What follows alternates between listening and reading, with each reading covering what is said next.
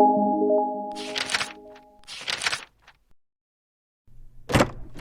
kembali dalam program Jendela Dunia. Saya Aisyah Dewi masih menemani dan tentunya saya bersama dengan Dr. Silvi. Halo, masih yang ingat siap saya untuk melanjutkan informasi.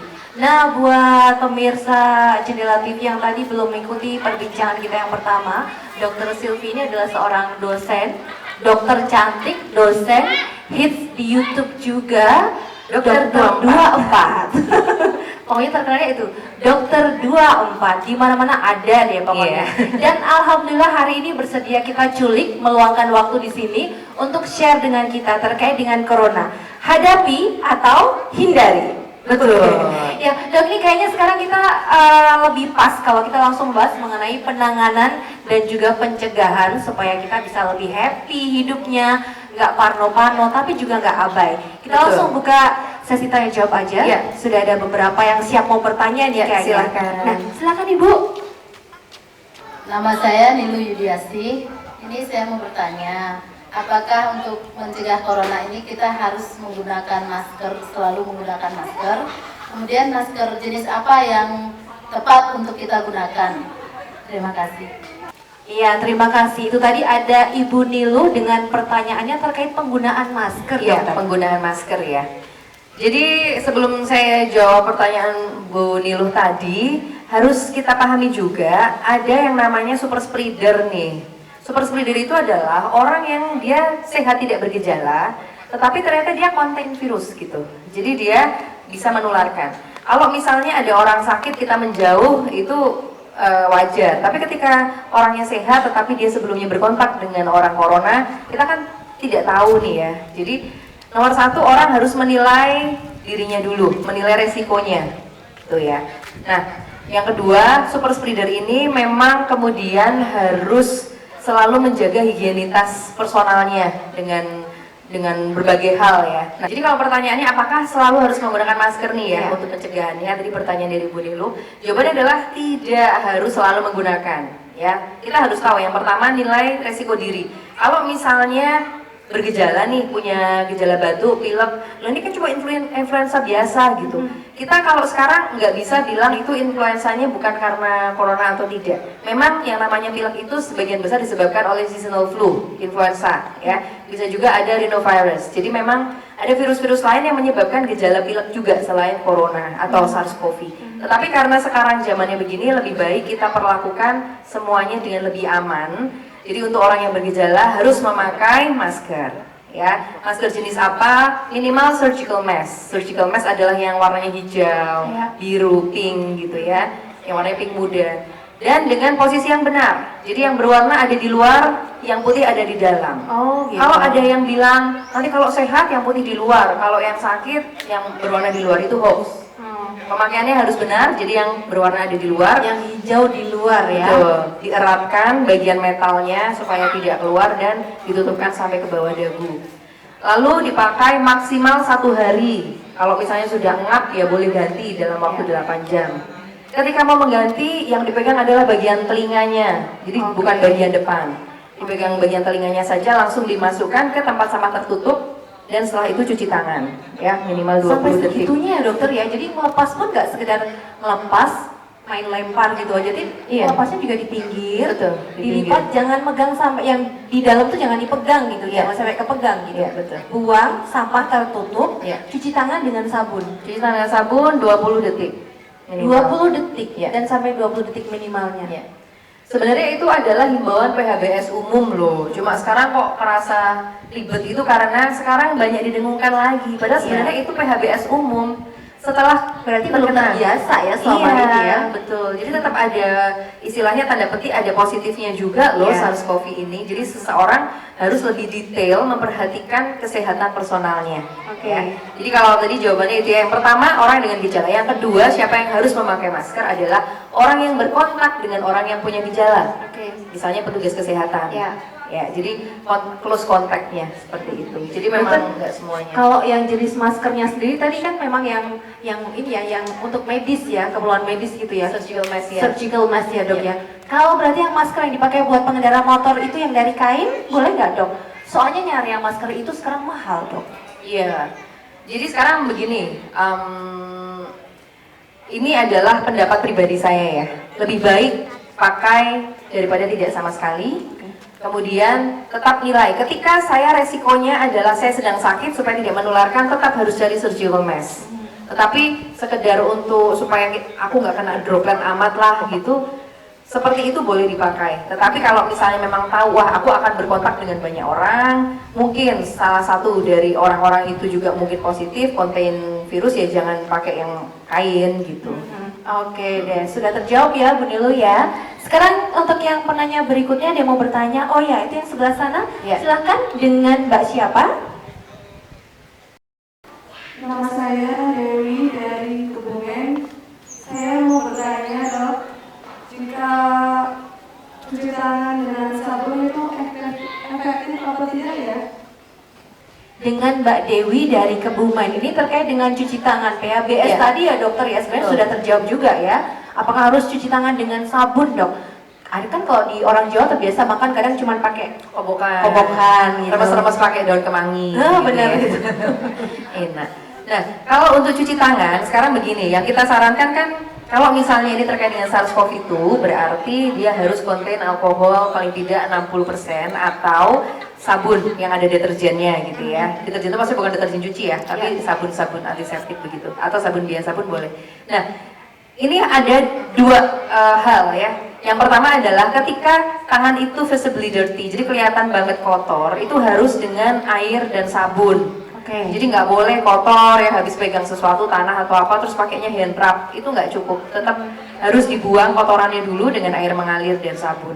Nah, kapan memakai alkohol atau hand rub itu, hand sanitizer itu kalau misalnya dalam waktu 1 jam terakhir dia sudah cuci tangan dengan air dan sabun. Jadi untuk merefresh saja gitu. Ya. Tetapi kalau memang sudah lebih dari 2 atau 3 jam, tetap kudu harus mengakses air dan sabun. Air dan sabun ya, Iya. kalau seperti itu. Ini berarti sekarang di berbagai tempat fasilitas umum memang sebaiknya disediakan Betul. air untuk bercuci tangan beserta sabun ya. Beserta sabunnya. Beserta sabunnya, dan sabunnya jangan sabun yang ini, yang karena saking ngiritnya dicampur sama air gitu. Oh jangan, iya betul. Karena kan ada yang kalau enggak sabun cuci piring gitu Iya, ya, sabun betul. cuci piring yang dimasukkan di tempat untuk cuci tangan itu juga berbeda loh ininya, ingredientnya. Jadi memang Oh, lebih baik iya. sabun yang hand soap. Betul-betul yang digunakan untuk tangan itu Betul. komposisinya memang berbeda, khusus untuk membersihkan kuman-kuman yang ada di tangan, istilahnya gitu lah ya dok ya. Iya, kalau untuk ya sabun cuci piring kan akan lebih banyak anti lemaknya. Iya. Ya gitu. Untuk Jadi menghilangkan agak minyak-minyak. Buat mandi berarti cocok ya dok ya? Oh, cocok. Biar langsing. Jadi lemaknya luntur ya. Iya bener banget. Malah kemana-mana. Nah, berbicara mengenai virus yang memang sekarang ini jadi trending, jadi topik terutama di masyarakat Indonesia, di Solo, Jogja, tadi juga disampaikan oleh Dr. Silvi, sudah ada yang positif dan ada yang masih dalam penanganan lebih lanjut juga. Ya, betul. Hasilnya kita masih menunggu juga. Jadi untuk sekarang ini kita sebagai masyarakat awam ini dok, sebagian besar ini apa yang bisa lakukan dok? Iya. Yang pertama adalah kita harus proporsional, ya. Satu proporsional. Yang kedua, ini saya setelah dalam permenungan nih ya, Mbak Isya. Jadi ketika kita menghadapi seperti ini, harus ada 2 sikap yang kita kembangkan dalam diri maupun di keluarga kita. Yang pertama adalah rendah hati, yang kedua adalah ikhlas. Rendah hatinya gimana? Jadi jangan sampai berpikir, wah aku kan sehat, nggak bakal kena. Gitu. Kemudian harus ikhlas. Ikhlas gimana? Ikhlas kalau misalnya memang ada himbauan untuk melakukan sesuatu, langkah pencegahan, ikhlaslah untuk melakukan itu. Soalnya ada yang terjadi penyebaran luar biasa di Italia, itu anak-anak mudanya terutama, itu kurang ikhlas dan tidak rendah hati. Mereka merasa daya tahan tubuhnya bagus, lalu mereka tidak mau menuruti himbauan, akhirnya tidak rendah hati dan tidak ikhlas. Terjadilah penyebaran. Gitu. Nah kemudian kalau pertanyaan Mbak Isya, harus bagaimana sih dalam situasi seperti ini? Satu, rendah hati dan ikhlas. Yang kedua, ayo ditingkatkan daya tahan tubuh. Sebenarnya kita sangat bisa memakai ilmu-ilmu dari kakek nenek moyang kita. Yang mana nih dok? Ya, yang pertama adalah berjemur matahari tadi Oke, yang Mbak Isya berjemur sudah matahari, sampaikan. ya. Setiap hari semakan untuk sun kiss, ciuman matahari. Ciuman sama matahari. Yes. Oke. Selama 5-10 menit itu akan mengaktifasi provitamin D kita, itu akan meningkatkan daya tahan tubuh kita. Oke. Yang kedua, tetap ya, makan makanan yang sesungguhnya. Sesungguhnya tuh ya bener-bener makanan gitu, jangan makanan instan atau makanan bergula tinggi. Hati-hati, makanan instan dan bergula tinggi dia akan membuat tubuh kita stres. Oh, malah bikin stres ya? Bikin stres. Udah badannya stres kan jelas-jelas imunnya akan menurun juga ya, imunitas tubuhnya ya. Kortisolnya naik jadi stres. Nah, konsumsilah misalnya jus buah atau jus sayur, lalapan yang sudah dicuci bersih gitu. Itu akan membuat tubuh menjadi refresh, akan menjadi senang. Makanannya adalah makanan asli nih, bukan makanan tepu-tepu, bukan artificial food gitu. Ya, makanan tepu-tepu tetap bisa bikin kenyang Kak, tapi nggak ada manfaatnya, nggak ada faedahnya ya. Kemudian yang berikutnya adalah konsumsi air dengan jumlah cukup. 30 ml dikalikan berat badan. Misalnya berat badan Mbak Isya kan ini 40 ya. Oh ya ampun, baik banget sih. Dikalikan 30 cc nih, misalnya saya nih 60 gitu, 60 kali 30 ketemunya 1800 cc. Itu artinya adalah 1,8 liter atau sekitar 9 gelas. Oh berarti nggak sekedar berapa liter gitu enggak ya, tapi tergantung berat badan kita juga ya. Iya dong, kalau anak kecil nggak mungkin juga di gelonggong air gitu ya. Iya. Atau orang yang gemuk gitu juga kebutuhan cairannya pasti akan lebih besar. Itu dan harus terbagi rata dalam 10 sampai 12 jam. Jadi nggak boleh nih, oh iya oke kebutuhan airku adalah 2 liter, kemudian yang 4 jam nggak minum sama sekali, lalu yang berikutnya minum terus digelonggong. Karena virus itu bisa nempel di saluran pernafasan kita di epitel. Nah, kalau misalnya dia nempel di sini, kalau kita sering minum, dia akan teririgasi. Dia akan cepat masuk ke saluran pencernaan, langsung ditangkap oleh HCl atau asam lambung, matilah dia kan. Dia nggak punya kesempatan untuk bisa menimbulkan penyakit. Nah, itulah kenapa harus selalu kita melindungi saluran nafas kita dengan banyak mengkonsumsi air dengan jumlah yang cukup. Oke, air dalam jumlah yang cukup itu tidak termasuk teh manis ya dok? Tidak. Oh baiklah, teh manis. Teh manis, kopi itu tidak termasuk. Apalagi hitungan. ini minuman-minuman boba. Iya. Tapi kan itu enak ya kak ya. Itu Rata setuju lah. Boleh, tapi habis itu ditebus lah dengan minum air yang cukup. Karena manis-manis di sini itu akan membuat bakteri virus itu jadi gimana ya? Mudah nempel karena diri kita menjadi lebih kental loh kalau kita konsumsi yang manis-manis. Ternyata micin-micin, bakterinya juga bisa baper gitu ya. Karena Apa? dia nyaman lah. Bersandar, nempel, gelung-gelung gitu kan. Nyaman tuh di sini terus aja. Betul, di sini terus. Kok nggak ada yang nyuruh gue pergi sih? Terus dia kemudian menimbulkan penyakit. Aduh, jangan sampai.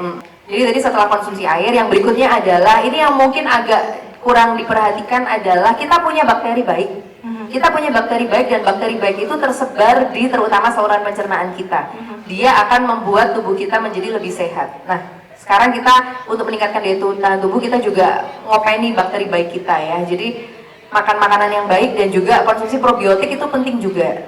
Ya, probiotik bisa dari yogurt dan juga turunannya, teman-temannya baik dalam bentuk pil maupun yang lain. Dan juga konsumsilah makanan minuman dengan suhu yang normal.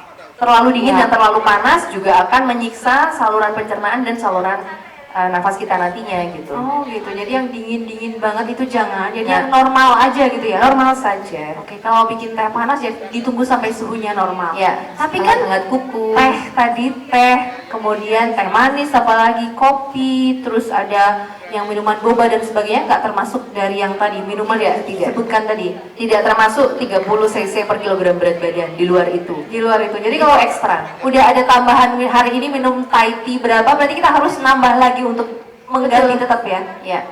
Oke. Dimasukkan. Ya, gitu ternyata pemirsa ya. Jangan dimasukkan. Tadi udah beli boba kok yang 22 ons gitu. Kenyang ya. Hafal ya. Tapi ini yang terakhir nih Dokter Silvi. Kalau kemudian sudah kita menemukan memang ada yang menemukan gejala seperti yang tadi disampaikan, kita harus melaporkan kemana? Harus langsung ke ada unit tertentu kah atau bisa ke puskesmas terdekat atau gimana dok? Ya, jadi kalau misalnya ada seseorang yang merasa menilai diri resiko tinggi dan ternyata bergejala, maka kalau di Jogja ini ada 4 rumah sakit ya yang bisa didatangi. Yang pertama adalah Sarjito, yang kedua Rumah Sakit Umum Dr. Sarjito, yang kedua adalah Panembahan Senopati Bantul, yang ketiga adalah Wates, yang keempat adalah RSUD Kota. Tetapi bukan berarti rumah sakit lain tidak bisa menangani atau tidak menerima. Jadi tetap misalnya ke rumah sakit terdekat dari Anda untuk dinilai resikonya, kemudian diarahkan ke 4 rumah sakit itu. Di situ nanti akan diambil sampel dari usap tenggorokan yang nanti akan dikirimkan ke lab-lab rujukan, dikonfirmasi apakah dia SARS-CoV-2 atau tidak. Gitu. Nah, selama itu maka pasien akan ditempatkan di ruangan khusus, ya. Kalau orang bilang diisolasi atau tidak, tapi kalau kita bilangnya ruangan khusus yang memang difasilitasi dengan alat-alat maupun suasana yang membuat ketika ada virusnya tidak keluar, misalnya tekanannya positif dan sebagainya. Oke, jadi seperti itu nih pemirsa ya. Jadi kalau memang menemukan Anda kayaknya udah gejalanya sesuai tadi disampaikan, ada nggak enak di tenggorokan, terus perutnya juga kayaknya kok kayak diare atau enggak atau kenapa gitu, karena ini campuran virus yang sekarang ini nih yaitu lebih senior gitu ya, jadi ya lebih ahli, campuran dari yang SARS sama yang MERS. Yang MERS gitu, MERS jadi ya, satu di sini, jadi di saluran pernafasan iya, di pencernaan juga iya. Oke, ini yang terakhir buat pemirsa yang menyaksikan program Jendela Dunia, ada pesan dari Dr. Silvi, silakan dok. Ya, jadi para pemirsa Jendela Dunia dan juga Mbak Isya ya, yang pertama kita tetap harus tenang dan kita menilai resiko diri kita dan keluarga. Tidak perlu terlalu paranoid. Nomor satunya tenang, rendah hati dan ikhlas. Lalu kita mengupgrade sistem imun kita, itu yang pertama. Kemudian memang sanitasi diri harus ditingkatkan ya. Sebenarnya itu supaya walaupun tidak ada virus ini kita tetap harus kok bersih gitu ya, bersih dan higienis. Nah, cuma kalau dalam kasus sekarang ini, karena ketika kita abai, kita bisa tanpa kita sadari kita menjadi super spreader. Kita sehat, kita menularkan kepada lebih dari 5 orang tanpa kita sadari. Karena itu tetap harus aware pada diri kita bisa menghindari, tetapi kita juga bisa menghadapi itu dengan baik. Gitu. Jadi nggak terlalu parno. Ya, jadi memang berlebihan paranoid juga nggak baik, tapi juga jangan cuek gitu aja. Harus kita gunakan logika kita untuk bisa mengamankan diri kita dan juga keluarga. Terima kasih ya Dr. Silvi. Sama-sama, sudah Mbak datang. Isya. Ini ada kenang-kenangan dari teman-teman Jendela Dunia. Ya, silakan. Terima kasih. Oh, keren sekali ya. Terima kasih, warnanya kuning, cucok cerah sekali Mbak Isya Dewi. Terima kasih, sangat berguna. Ya, terima kasih. Sampai ketemu lagi, dokter. Sampai ketemu lagi Mbak Isya. Oke. Sampai ketemu lagi pemirsa. Pemirsa, demikian perbincangan saya dalam program Jendela Dunia bersama dengan narasumber tadi ada Dr. Maria Sylvia Mary MSc dari Universitas Kristen Duta Wacana Yogyakarta. Banyak informasi yang kita dapatkan. Dan sebelumnya juga kami ucapkan terima kasih kepada pendukung acara untuk outfit yang kami gunakan dari Kaluar, kemudian juga pendukung dari Susu Kisah Cinta. Terima kasih dan terus buka mata melalui Jendela Dunia.